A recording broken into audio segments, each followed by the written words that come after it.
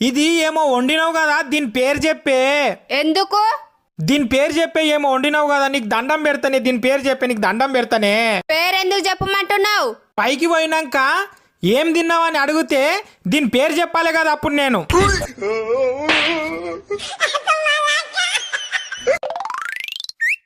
వామ్మో. నమస్కారం సార్.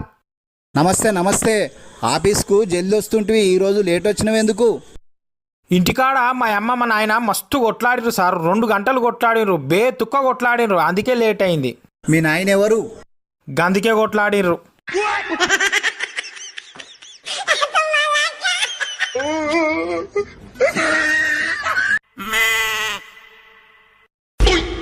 బావా, చెప్పు బుజ్జి.